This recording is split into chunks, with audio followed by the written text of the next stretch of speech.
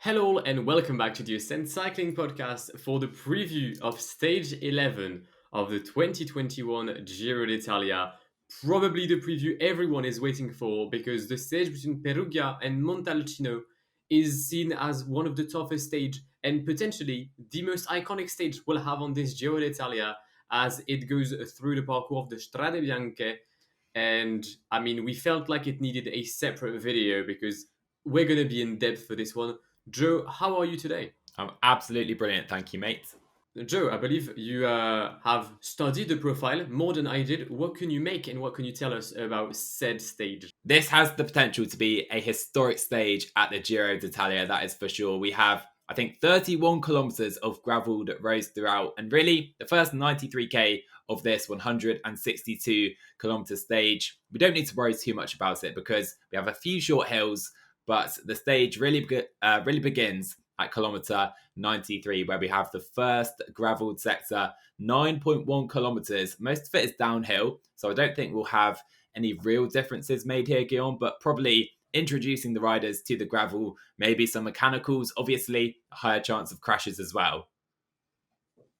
Absolutely, absolutely. I think it is very likely that we'll see the GC teams being quite cautious on that first gravel sector. Not necessarily, doing anything to increase the pace, but at least to make sure that everyone is well protected. Obviously, the team Ineos for Egan Bernal will probably see the Conan quick step for Remco, and then we'll have a bunched peloton heading into the first main climb of the day, the Passo del Lume Spento, and I'm going to let you take it away from here. Yeah, so we have a 13.5 kilometre gravelled sector here, also an intermediate sprint, but we also have a 3 kilometre section on this gravelled sector, which averages over 8% in gradient. So we have gravelled roads, we have steep percentages already, and if not already, the race is going to blow open here, I'm sure of it. I think we'll have Ineos on the front, pacing with the likes of Ghana, Gianni Moscon maybe already, and yeah, I think we'll see some GC riders dropped at this stage of the race. I really do. Like you say, the Passo de Lume Spento, it's probably the major climb of the day because we take it again later on. But yeah, this 13.5 kilometer segment of the race, I think this is really going to shape the rest of the stage because following that, we have a 12 kilometer descent and then only 25k remain of this stage and still a few more gravelled sectors left, Guillaume. Absolutely. And you've mentioned that Ineos, we could see Ghana and Moscon pacing. There is about, I think, 54 kilometers from the start of the Passo del Lume Spento till the end in Montalcino. We could see Ghana, Castroviejo, and Narvaez start to pace from the start of the main climb and genuinely carry on with that pace until Bernal or Moscon takes a move. So I think the whole race will blow in the first climb. Also worth mentioning, you've said that there was the intimate sprint. I think if the breakaway doesn't have a massive lead, we could see the peloton really trying to reel them in, so that we can see some bonus seconds being taken by the leaders, like we've seen yesterday with Remco and Bernal. But yeah, then I think the downhill portion will be somewhat calm. We'll have another gravel sector for about 7.6k, then yet another downhill, and we'll take it for the final ascension, the second side of the Passo del Lume Spento, with no gravel on the main hill. However, we'll have a 5 kilometer gravel portion before the ascension of the climb, which can prove to be where some riders potentially try to take a little gap and have, I don't know, like a 10-15 second lead for the final climb.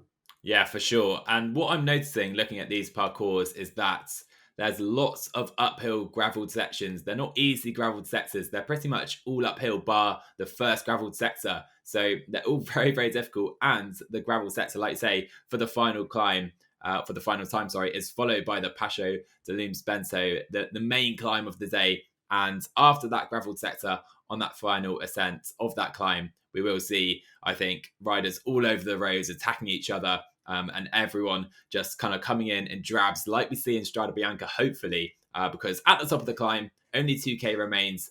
We have a short descent into a technical finish in the town of Montalcino where we'll see the winner. But yeah, I'm not sure what to expect for this stage, but we could have absolute fireworks. I think nobody knows what to expect, but everyone expects something massive to happen.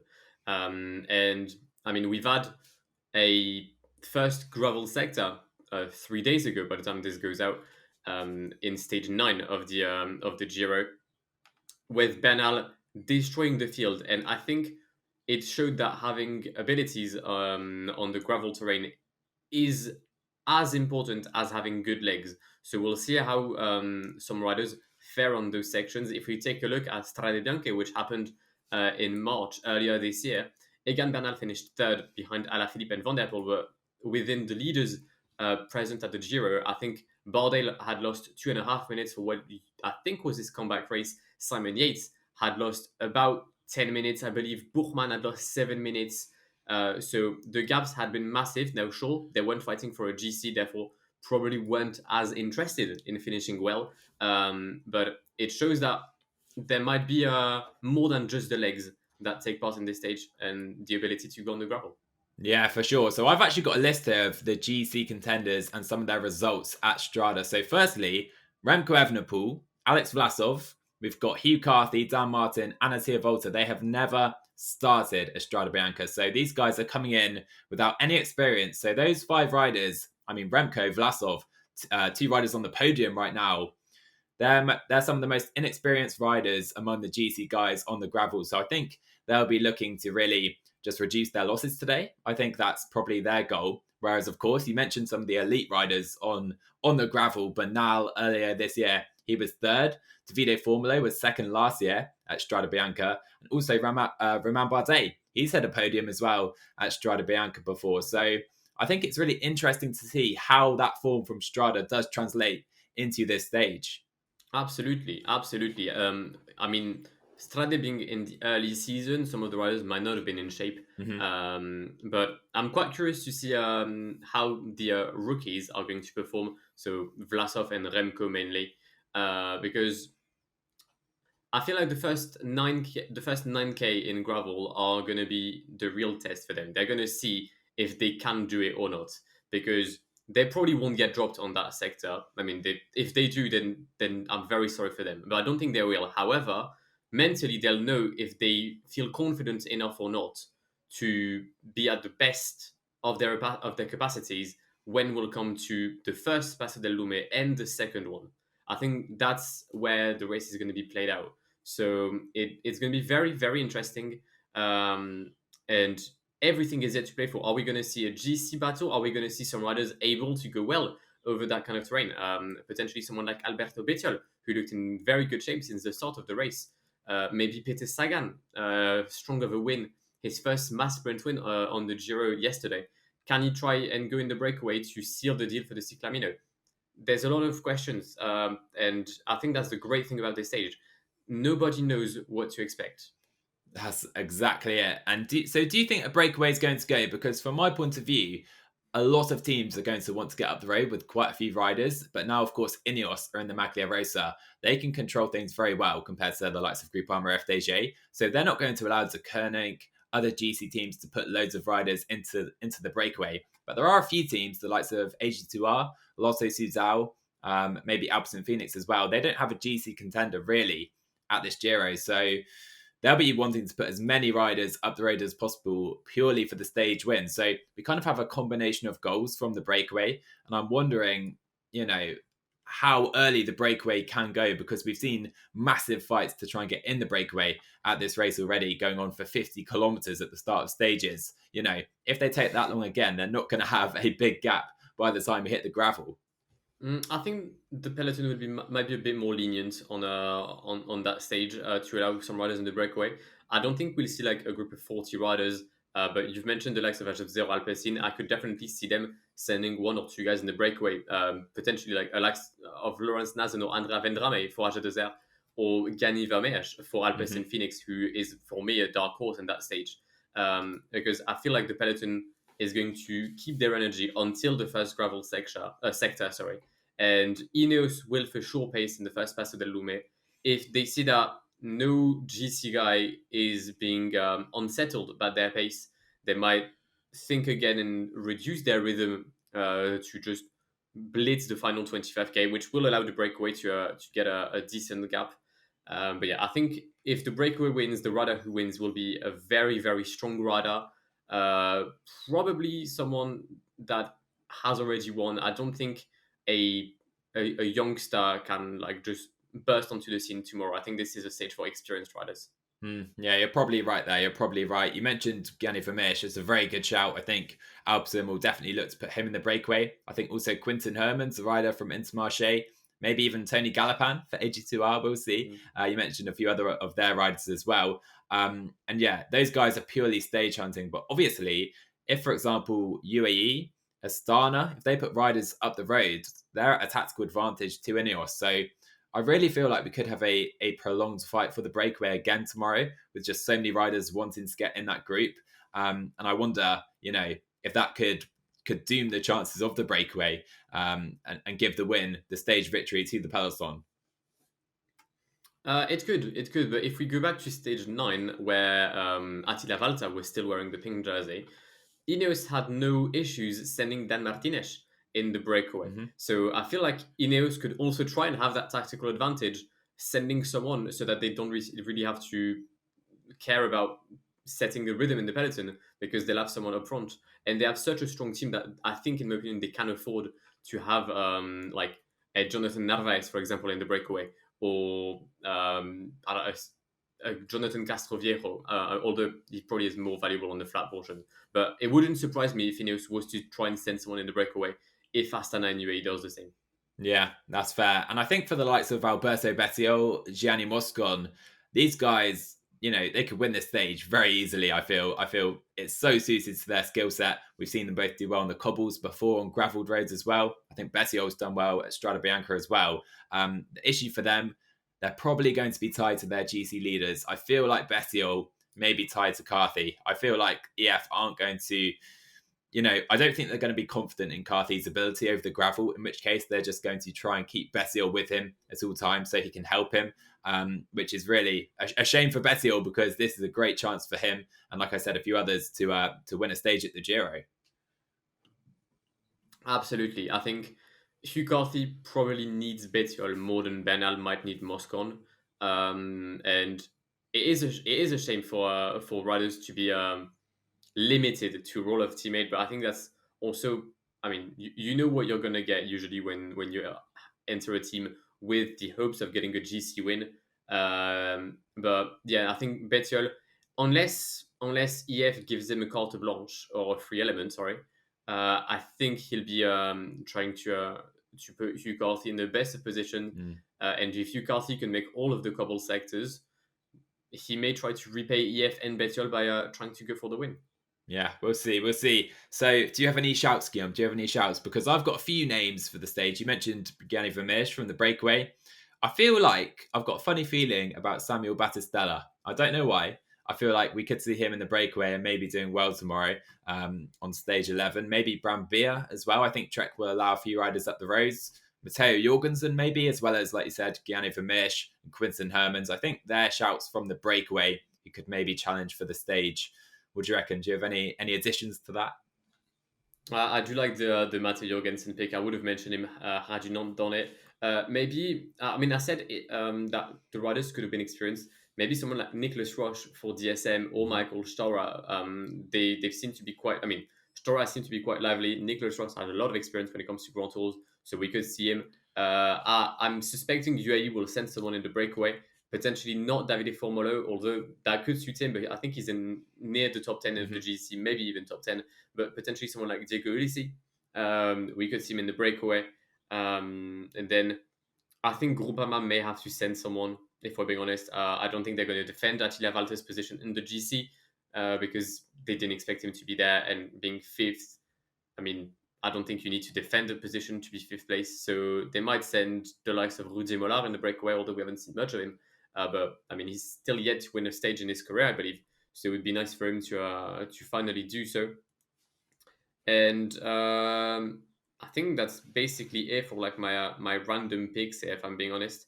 Actually, the Baron Victorious, we'll see what they do because sure they lost Landa and Matej Mohoric, but Peyo Bilbao is decent on the. I mean, had a decent performance on the Strade Bianche. He might try to go in the breakaway, and see what he can do for the Bahraini outfit. That's not a bad shout at all because he's, I think, over 3 minutes down now in GC, isn't he? And yeah, he was top 10 at Strada this year, so we know he can do it.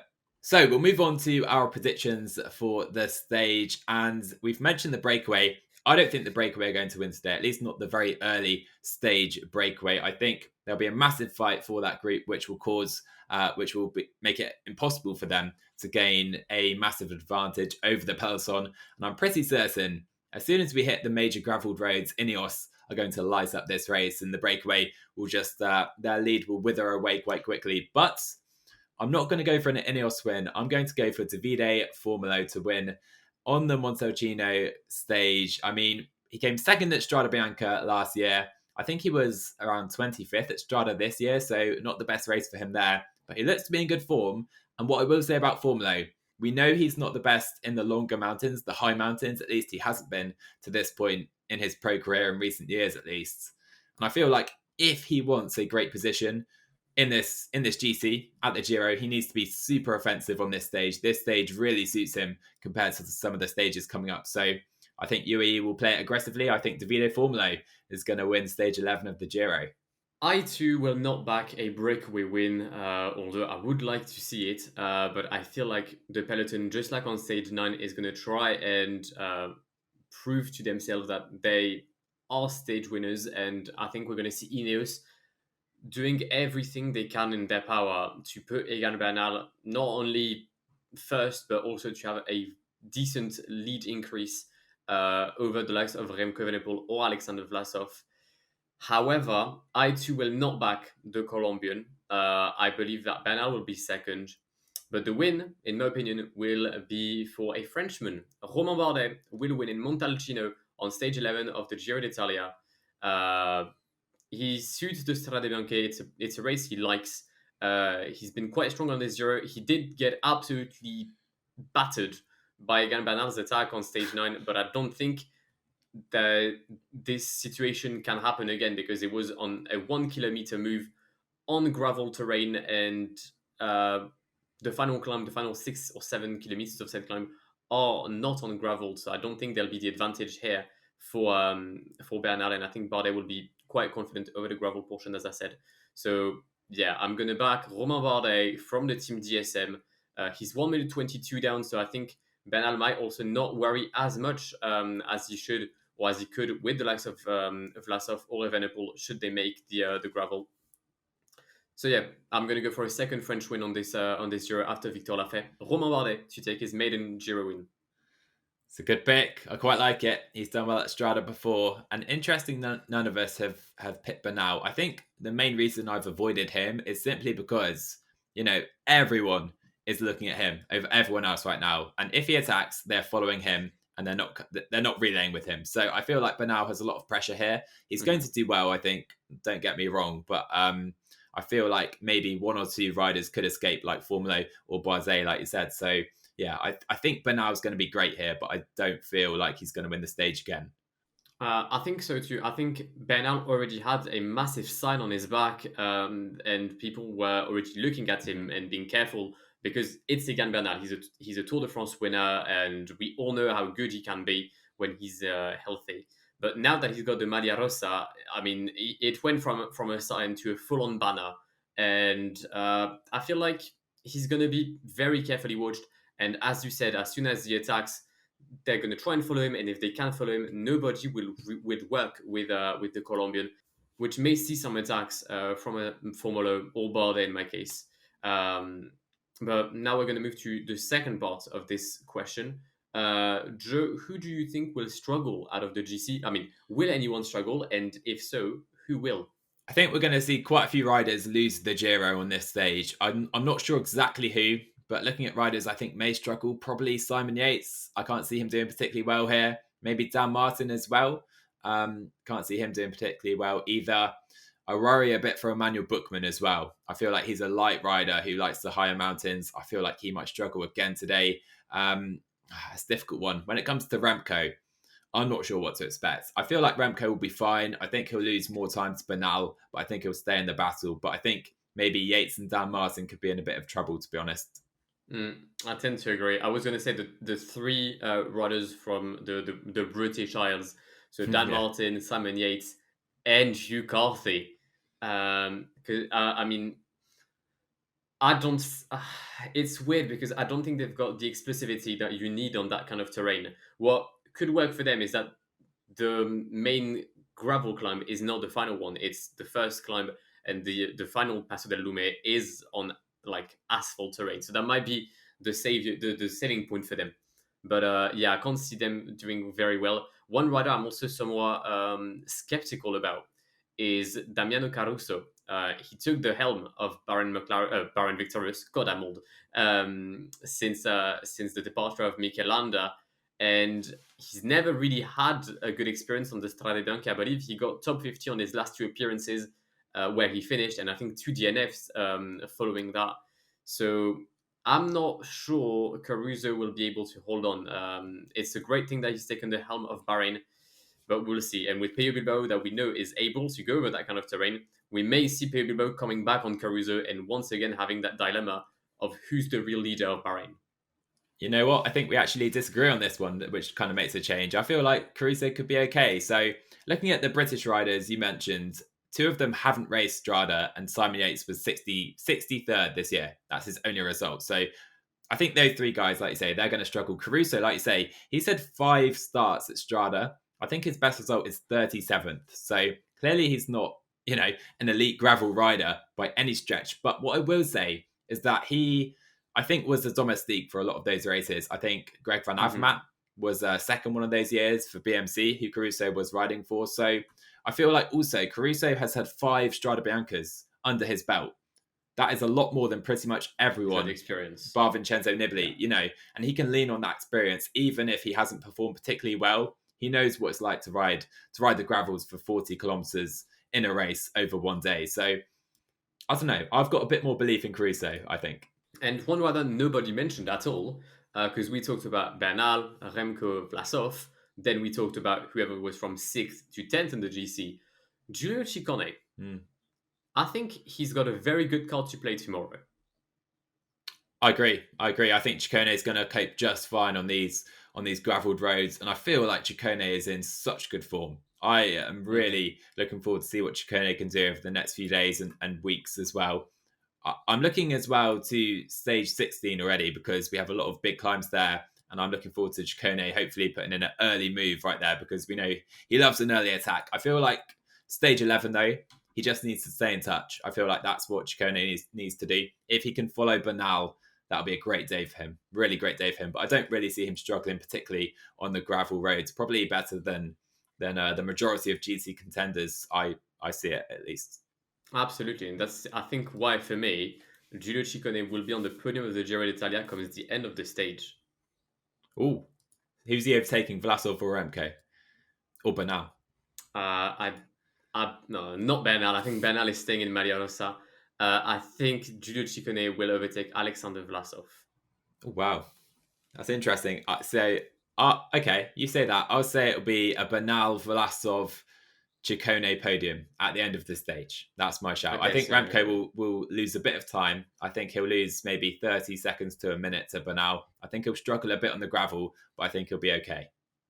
So you've just managed to get the entirety of Belgium hating you now. That's very good. Yeah. He's at Tim Soski, right? Do not at me. I didn't say anything bad regarding Remco. I love you, Belgium. Also, the entirety of Russia and Italy loving me. So you got to take what you got. That's very fair. That's very fair. But anyhow, guys, we really hope you've enjoyed listening to the Stage 11 preview here. We've loved making it. And as always, if you did, make sure you hit like, follow, subscriptions, good reviews, whichever platform you're on. Always help us out. We love to hear exactly what you guys are thinking as well. So let us know in the comments if you're on YouTube. We've made our predictions. We've gone for Formolo and Bardet to win Stage 11. We'll see how wrong that proves to be in the end. Let us know who you think is going to win the stage as well. Guillaume, do you have any final words? Bardet to be in the top 5 of the Giro today. See you guys.